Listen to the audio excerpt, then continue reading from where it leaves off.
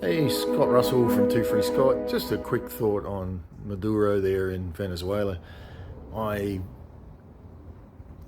it's just really hard to trust some of what's going on in the world at the moment. And I get it, the benefits of the US and oil and all those things that they obviously can benefit from with the regime change. And I'm not saying Maduro was a good man. He was not. But zoom out even further, and how does that look with the New World Order? How does that look with the globalists and the World Economic Forum? And you don't have to look far to know that the World Economic Forum had a lot of opinions on Venezuela and Maduro. So I think with what's going on there, the world is prepared to turn a blind eye because the World Economic Forum's in the background. And there is an agenda for one world government, one world currency, one world. And I think Maduro doesn't fit with that. There's some others on the agenda that don't fit with that. Iran is another one. North Korea. And ultimately, if the WEF can't get control and the men behind the scenes of the WEF can't get control, I think we're going to see a lot more of this sort of thing happen. Of course, they can't just go in and say we're doing this for our one world order. They always have to come up with a reason and an agenda. So I, believe that there's great benefits, hopefully, for the Venezuelan people to, hopefully they'll see some freedom in what they do and socialism will lose its grip.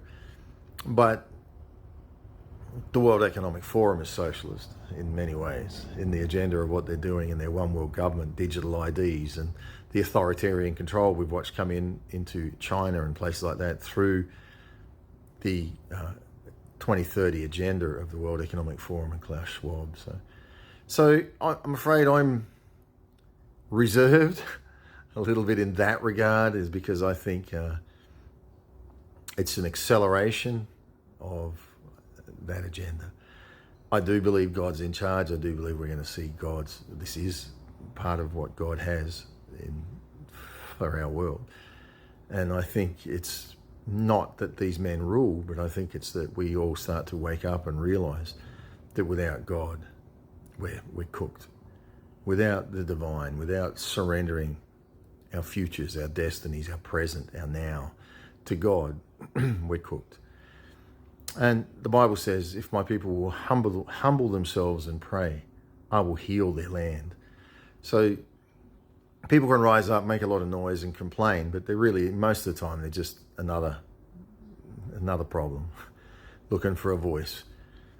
But as I've said in many of my videos, when you allow God to change your life and you're speaking out of the conviction of the Spirit of God in your life, then you tread softly and you carry a big stick, because you're carrying the stick of the divine. God has not forgotten his people. God has not forgotten what's going on in this world.